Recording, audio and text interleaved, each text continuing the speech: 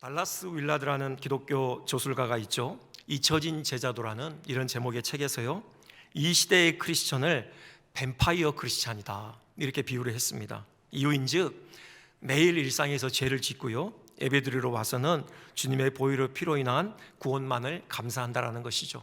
물론 그것도 귀합니다. 우리가 그렇죠. 우리가 연약해서 늘 넘어지고 우리가 어디 갈 데가 어디 있습니까? 우리가 하나님 앞에 나와서 그분의 흘리신 보혈의 공로를 덧입어서 깨끗게 되는 것, 정말 중요한 일이죠. 하지만 여기서 멈춰서는 안 된다라는 그런 말씀이죠. 나아가야 된다라는 겁니다. 발걸음을 떼어서 힘차게 전진해야 된다라는 것이죠. 어디로요? 예수님 가신 곳으로요. 예수님을 따라가는 것, 이것이 바로 그리스도인의 삶이죠. 이것이 바로 제자도의 핵심입니다. 오늘 그 말씀을 하고 계시잖아요. 18절, 19절, 22절 그러시죠. 예수님께서 베드로에게 나를 따르라, 너는 나를 따르라 두 번이나 말씀하셔요. 예수님을 따르는 것, 이것이 바로 그리스도인됨의 참된 도리입니다. 제자도의 핵심인 것이에요. 오늘 이 본문을 통해서 예수님을 따르는 것, 그것이 무엇인지, 그 안에 담겨 있는 것들이 무엇인지에 대해서 한번 같이 생각을 하고자 합니다. 먼저 첫 번째로는요, 예수님을 사랑하는 것이죠. 식사가 마칠 때쯤에 예수님께서 베드로를 부르시죠. 그리고는 질문을 던지십니다. 베드로야, 베드로라고 안 하시죠. 요한의 아들 시몬아 하시면서 네가 나를 사랑하느냐 그렇게 물으셔요. 베드로가 뭐라고 합니까? 주님, 그러합니다. 제가 주님을 사랑하는 줄 주님께서 아시지 않습니까? 또 물으셔요. 그리고 또 물으셔요. 세 번이나 네가 나를 사랑하느냐라고 물으시거든요. 베드로가 대답했듯이 예수님께서 아시죠. 우리의 마음을 꿰뚫어 보는 분이시잖아요. 우리야 사람 마음속을 모르죠. 참 알다가도 모를 것이 사람 마음속이다 뭐 그러시잖아요. 10길 물속은 알아도 사람 한 길 사람 속은 모른다 뭐 이런 속담이 있듯이요, 우리는 잘 몰라요. 하지만 예수님은 다르죠. 다 아셔요. 우리 안에 뭐가 있는지요. 베드로가 예수님 사랑하는 것 예수님 아시죠. 그럼에도 불구하고 세 번이나 네가 나를 사랑하느냐라고 물으셔요. 그 이유가 뭘까? 많은 학자들이 공통되게 답하는 것이 베드로의 회복을 위해서다. 맞습니다. 베드로가 큰 실수를 했잖아요. 크게 실패했죠. 사람들 앞에서 나는 예수님을 모른다라고 세 번이나 큰 소리 쳤습니다. 세 번 그 입으로 예수님을 사랑한다고 고백하게 하심으로 그 응어리, 그 패배감, 그 죄책감으로부터 베드로를 자유케 하시는 거죠. 그를 씻어주시고 회복시켜 주시는 거예요. 또 어떤 공적인 사도로서의 권위의 회복도 있죠. 얼마나 창피합니까? 그래도 수제자이고 수사도 아닙니까? 면이 안 서잖아요. 제자들이 다 지켜보고 있는 데서 이런 문답이 계속해서 이루어지는 겁니다. 제가 주님을 사랑하는 줄 주님께서 아시지 않습니까? 그래, 내 양을 먹이라. 사명을 다시 위임하셔요. 베드로를 다시 사도로서 공적으로 회복시키시는 어떤 그런 의도가 이 안에 분명히 담겨 있는 것이죠. 근데 이것만이 아닌 것 같아요. 예수님께서 세 번이나 사랑하느냐라고 물으신 것은 이것이 제자도의 기본이라는 것이죠. 예수님의 양을 먹이고 또 예수님을 따라감에 있어서 가장 기본이 뭐냐? 바로 예수님을 사랑하는 것이라는 것입니다. 우리가 주님을 위해서 뭔가를 하기 전에 주님이 우리에게 원하시는 것은 주님을 사랑하는 거예요. 사명 이전에 사랑이다. 그것을 주님께서 가르쳐 주시는 것이죠. 창조 때도 그랬어요. 이게 분명하게 드러나요. 하나님께서 6일 만에 세상을 지으시잖아요. 6일째에 우리 사람을 지으십니다. 그리고 그 다음날 7일째에 하나님께서 안식하셔요. 쉬셔요. 사실 하나님께는 쉼이 필요 없어요. 아무리 이 창조 세계가 광활하다고 해서 이 창조 작업에 있어서 하나님은 고단함을 느끼지 않으셔요. 너무 지쳐서 쉬어야 되겠다 하고 쉬신 게 아니라고요. 왜 쉬셨냐? 우리를 위해서죠. 우리를 안식에로 초대하시는 거예요. 하나님이 지으신 창조 세계를 바라보며 즐기게 하시고 무엇보다도 하나님과 사랑의 교통을 나누는 그런 복된 안식의 시간을 갖게 하시는 거예요. 우리를 지으시자마자요, 야 가서 일해 하고 바로 일터로 집어넣으시지 않으셔요. 일하라고 막 일터로 밀어넣으시지 않으신다고요. 와라, 쉬자, 나와 교제하자, 나와 사랑을 나누자. 먼저 안식에로 초대하셔요. 이것이요, 그 당시 고대의 이교도들이 이 성경을 봤을 때 놀라는 점이에요. 그들의 신화에 의하면은 그들의 신들이 사람을 지은 목적은요, 일을 시켜 먹기 위해서예요. 노예로 부리기 위해서예요. 자기들은 먹고 마시고 즐기고 놀기 위해서 허드렛 일을 누군가는 해야 되겠기에 그래서 인간을 지었다. 그게 그들의 신화의 내용이에요. 하나님은 달라요. 사명 이전의 사랑입니다. 주님이 우리에게 원하시는 게 그거예요. 하나님을 사랑하는 것. 거기서부터 시작하는 거예요. 그래서 우리를 하나님의 형상으로 지으신 것이죠.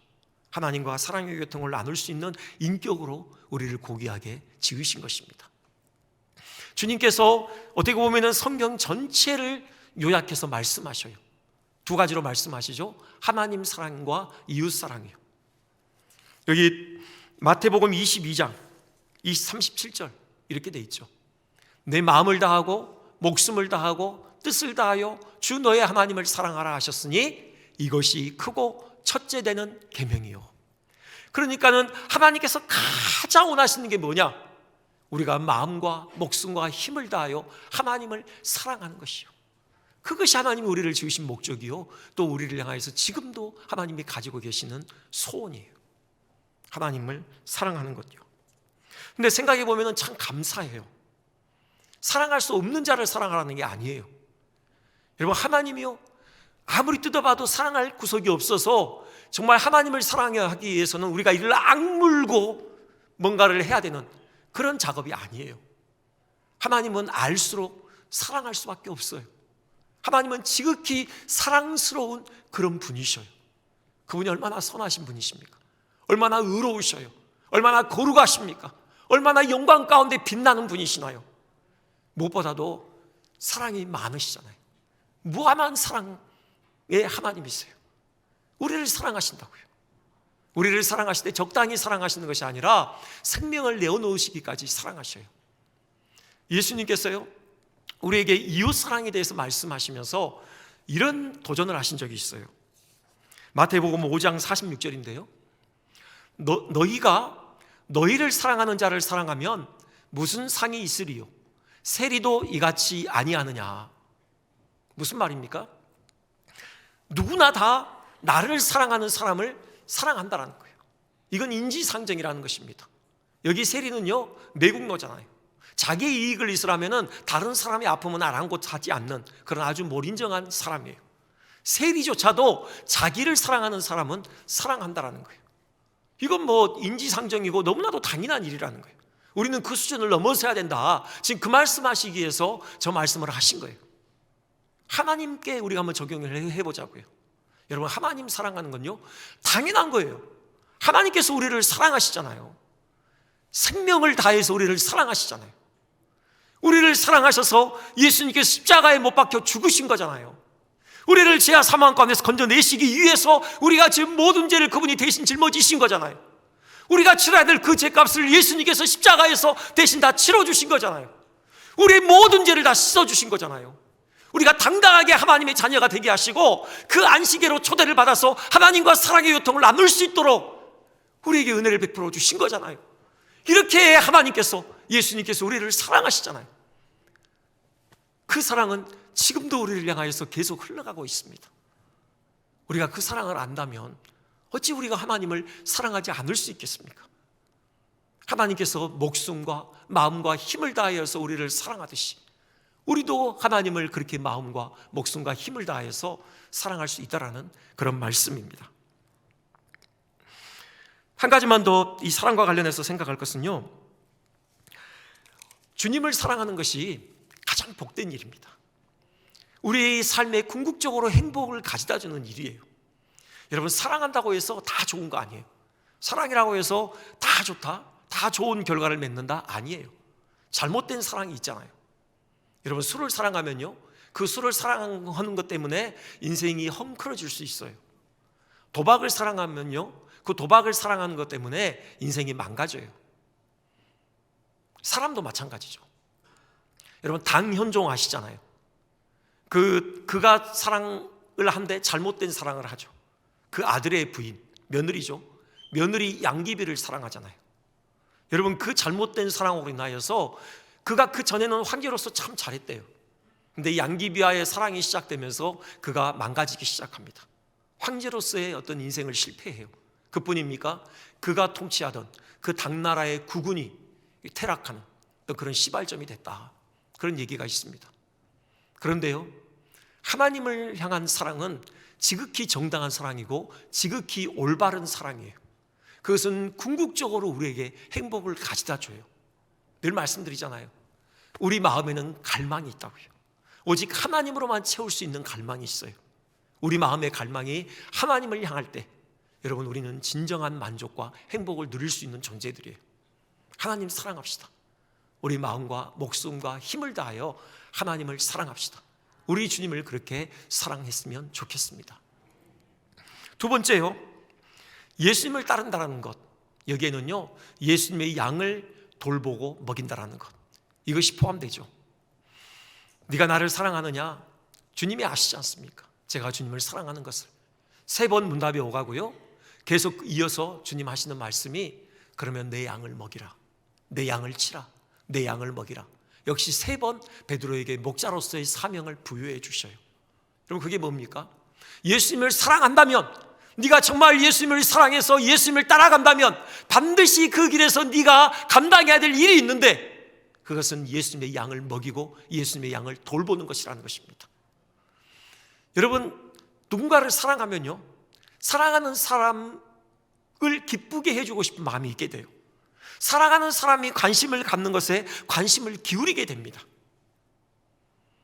예수님을 사랑한다면요, 예수님을 기쁘시게 해드리고 싶고 예수님께서 가장 관심을 가지시는 것, 그것에 관심을 갖게 돼요. 예수님께서 가장 관심을 가지시는 게 뭐예요? 영혼이에요. 영혼이요. 영혼이 살아나는 거죠. 그리고 영혼이 성장하며 자라나는 거죠. 예수님께서 오신 목적이 이거라고 예수님 분명하게 말씀하셔요. 요한복음 10장 10절이죠. 이렇게 말씀하십니다. 내가 온 것은 양으로 생명을 얻게 하고 더 풍성히 얻게 하려는 것이라. 우리가 이 말씀에서 이 내 양을 먹이라, 치라, 먹이라, 이 말씀에서요, 우리가 먼저 발견해야 될 사명이 있는데, 할 일이 있는데, 그건 뭐냐? 우리가 예수님의 양이라면요, 우리가 자라가야 돼요. 성장해야 되는 겁니다. 한 집사님 부부에게서 아이가 출생했어요. 늦은 나이에 결혼한 부부였기 때문에 이 아이의 출생은 말할 수 없는 기쁨이자 행복이었습니다. 그런데 이 아이가 아무래도 이상합니다. 돌이 되었는데도요, 몸을 가누지를 못해요. 2년이 지났는데도 엄마라는 말조차 하지 못합니다. 다른 아이들보다 좀 늦는가 보다 그랬는데요, 4년이 지나고 8년이 지나도 증상이 조금 더 나아지지 않아요. 엄마 아빠를 알아보지도 못하고 말도 못하고 걷기는커녕 자리에 앉아있지도 못합니다. 그 아이를 바라보는 이 집사님 뇌의 가슴은 터지는 거죠. 타들어가는 거죠. 시간이 지날수록 그 자녀의 몸은 자라는데 지능을 비롯해서 여러 기능은 태어났을 때 그대로인 것이에요. 불편하면 울고 기분 좋으면 웃는 것이 그 아이가 할 수 있는 전부입니다. 참으로 안타까운 일이죠. 그 부모는 말할 것도 없고 그 아이를 바라보는 모든 교인들이 안타까운 마음일 수밖에 없었다. 실제 있었던 이야기입니다. 여러분, 이런 안타까움은요, 우리 영혼에 있어서도 마찬가지예요. 영적인 측면에서도 우리는 이런 안타까움을 갖게 돼요. 여러분, 히브리서 기자가 이런 안타까움을 토로하고 있습니다. 한번 5장 12절 13절 이렇게 돼 있죠. 너희가 마땅히 선생이 되었을 터인데, 그러면서요, 젖이나 먹어야 할 자가 되었도다. 젖을 먹는 자마다 어린아이니. 무슨 말씀입니까? 지금 히브리서 기자가 그 서신서를 보내는 그 성도들, 그들의 상황을 볼 때 예수님을 믿고 하나님의 양이 되어서, 예수님의 양이 되어져서 오랜 시간이 지났는데 이제 그들이 자라서 정말 다른 사람들을 가르칠 만한 선생이 되어야 함에도 불구하고 여전히 젖이나 빨아야 되는 그런 어린아이의 수준에 머물러 있는 그 모습을 보니 너무 안타깝다라는 거죠. 그 안타까움을 지금 이렇게 토로하고 있는 것입니다. 여러분, 혹시라도 주님이 우리를 보실 때 주님의 양이 되어서 예쁘고 사랑스럽긴 한데 시간이 지났음에도 여전히 그 수준에 머물러 있는, 그래서 주님의 마음을 안타깝게 해드리는, 여러분, 그런 일은 없었으면 좋겠습니다. 내 양을 먹이라.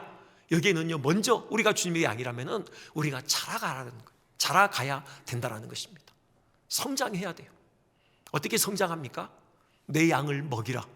먹어야 돼요. 뭘 먹습니까? 말씀을 먹어야 되죠. 하나님의 말씀을 먹을 때 우리가 성장하는 것입니다. 베드로가요, 이 주님의 말씀을 잘 순종합니다. 잘 실천해요. 그가 초대교회를 어떻게 섬겼는가를 보세요. 사도행전 2장 42절이죠. 이렇게 돼 있죠. 그들이 사도의 가르침을 받아 서로 교제하고 떡을 떼며 오로지 기도하기를 힘쓰니라 그랬습니다. 오순절 성령 강림 이후에 그가 설교함으로 인해서 3,000명이 회개했어요.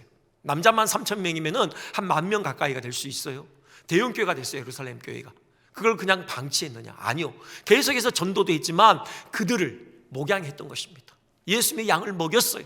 뭘로요? 하나님의 말씀으로요. 뭘 가르쳤겠습니까? 그가 보고 들은 예수님의 그 말씀, 예수님의 그 행적들을 가르쳤겠죠. 베드로는 복음서를 쓰진 않았어요. 하지만 그의 직속 제자인 마가가 복음서를 썼죠. 그는 늘 시간이 있을 때마다 그가 듣고 보았던 그 예수님의 말씀과 그 예수님의 행적을 사람들에게 가르쳤던 것입니다. 그럴 때 우리가 성장하는 거예요. 근데 이 말씀을 먹는 것은 단지 지적으로만 먹는 게 아니죠. 온 인격으로 먹는 겁니다. 여러분, 언젠가도 그 한자어 공부, 그걸 중국어 발음으로 쿵푸라고 한다고 말씀드렸죠. 쿵푸요. 여러분, 공부는 책상 머리에서만 끝내는 게 아니에요. 그렇게 시작해서요, 그 지식을 삶에서 끊임없이 실천하는 그런 반복적인 실천을 통해서 몸으로 체화하는 것까지가 공부인 것입니다. 여기 공부를요, 한 중문과 교수가 그 원래의 그 단어의 뜻은 시간이라고 하더라고요. 시간이 들어가는 거죠.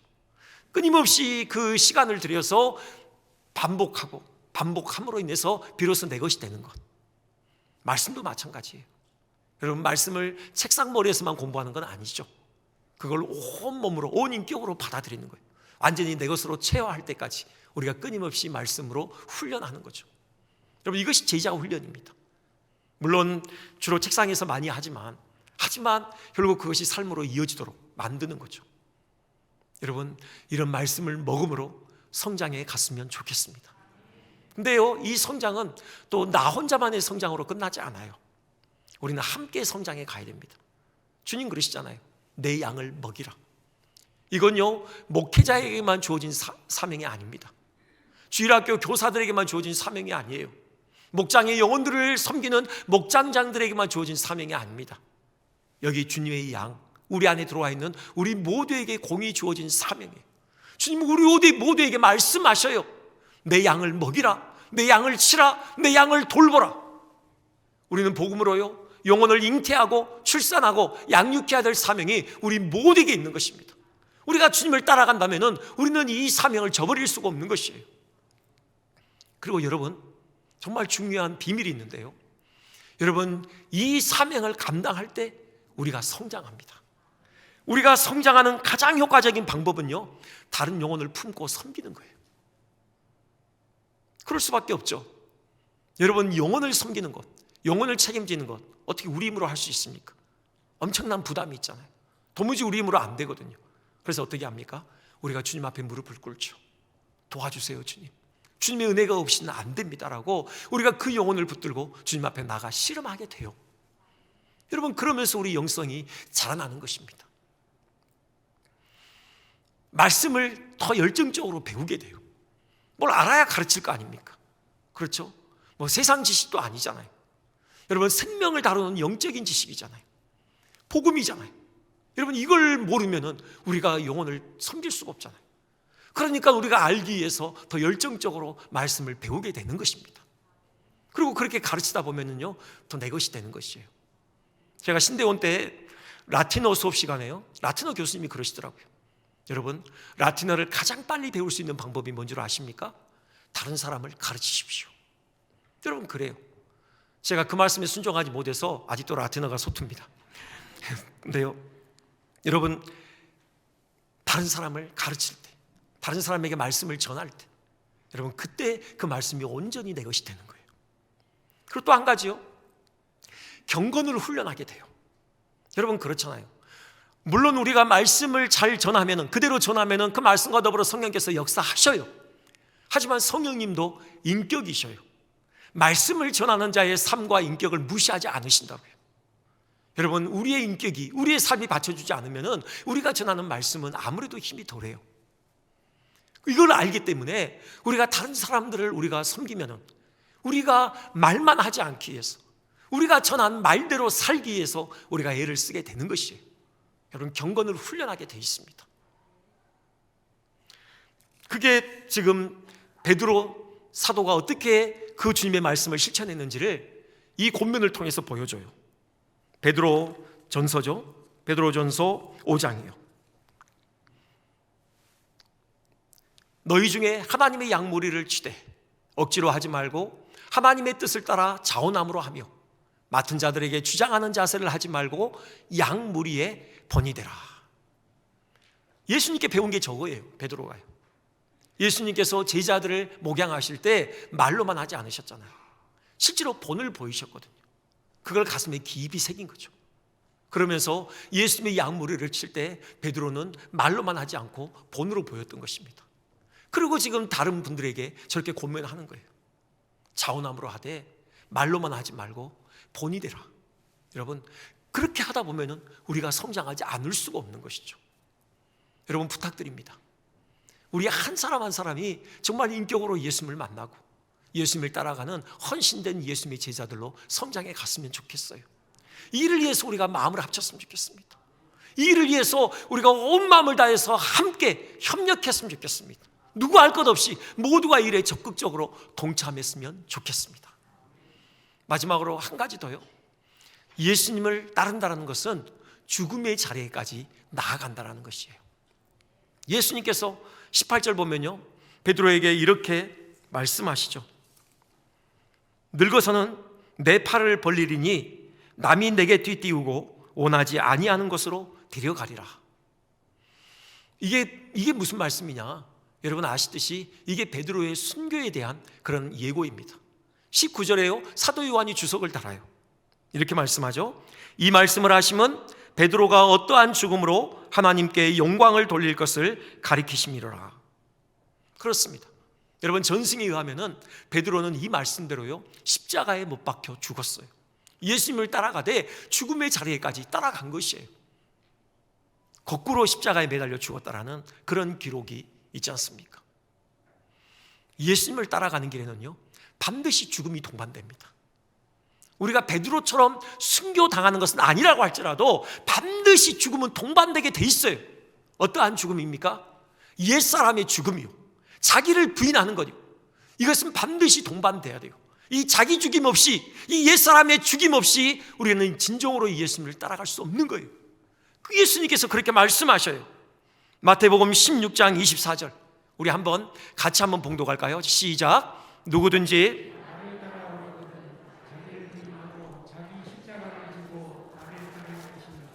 아멘. 이 예수님을 따르는 것이 무엇인지를 분명하게 보여주세요. 나를 부인하지 않고는, 옛사람을 죽이지 않고는 결코 예수님을 따라갈 수 없다. 그것이 예수님의 정의예요. 지금 이 베드로를 향한 아까 그 18절 말씀에요, 이 사실이 이미지화되어 있습니다. 네 팔을 벌리리니, 그렇게 되어 있죠. 여러분, 양팔을 벌린다라는 거, 이게 뭡니까? 이게 항복 아닙니까? 항복하는 거죠. 예수님께 항복하는 거예요. 나 자신을 부인하는 겁니다. 나 자신을 온전히 내려놓는 거예요. 나의 생각과 나의 감정과 나의 욕망과 나의 야망과 나의 꿈, 이 모든 것을 다 예수님께 내려놓고 항복하는 거예요. 예수님을 나의 진정한 주인으로 모시는 거죠. 내 마음의 보좌에 올려놓는 것입니다. 여러분, 이것이 예수님을 따라가는 진정한 삶의 모습이에요. 이 자기 부인이 무엇인지를 잘 보여주는 예가 있어서 마지막으로 이 예를 좀 소개시켜드리고 싶습니다. 우리 한국교회에 참 이렇게 훌륭한 목사님들 그 글들을 종종 읽는데요, 이 나로 죽고 예수로 사는 삶, 이 말을 아마 유행시킨 분이 아닌가 싶기도 해요. 선한목자교회 유기성 목사님의 얘기입니다. 그분이 3대째 목사하시더라고요. 할아버지, 아버님도 목사하셨더라고요. 그분은 태어날 때부터 하나님께 목사로 바쳐졌어요. 보통 그런 경우에는요, 그냥 순순히 신학교를 들어가든지 아니면은 그냥 흠신도 두들겨 맞고 신학교를 들어가든지 둘 중에 하나래요. 그래서 그냥 순순히 신학교에 들어가셨답니다. 근데 졸업할 때까지 예수님을 인격적으로 만나지 못했다, 그렇게 고백을 해요. 그러니까 예수님께 온전히 헌신하지 못한 목사였던 것입니다. 이제 군목으로 이제 지원을 했는데요.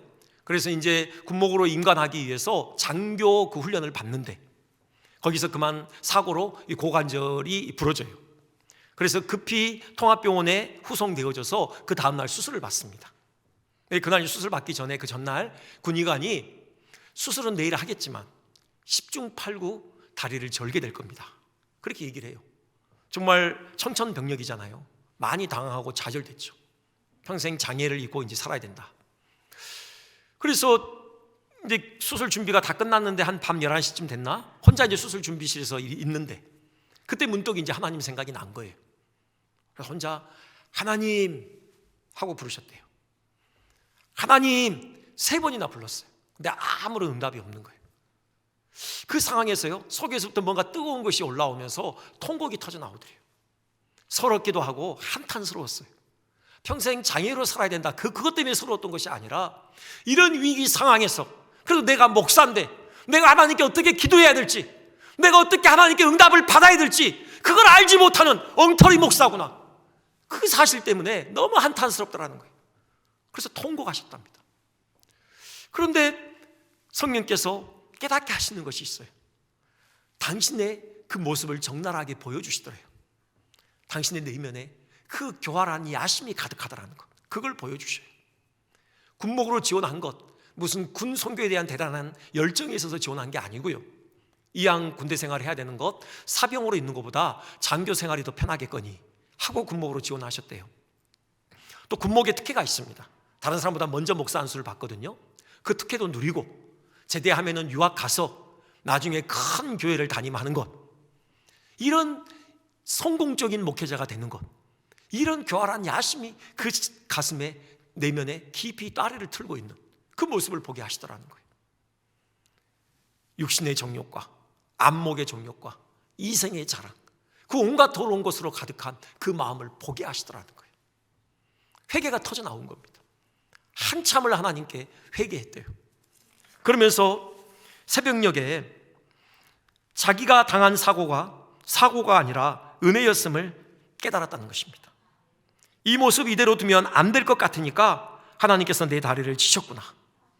그래서 이제 기도가 다리를 절지 않게 해주십시오, 이 기도가 아니라 하나님, 이 오른쪽 다리를 하나님께 바치겠습니다. 근데 이렇게 기도하셨대요. 사지가 멀쩡하면 또다시 자기 야망대로 살 테니 차라리 하나님을 위해 장애를 안고 살아가는 것이 낫겠다라는 생각도 들었답니다. 그러면서 마지막으로 이렇게 기도하셨대요. 이제 진짜 하나님의 종이 되고 싶습니다.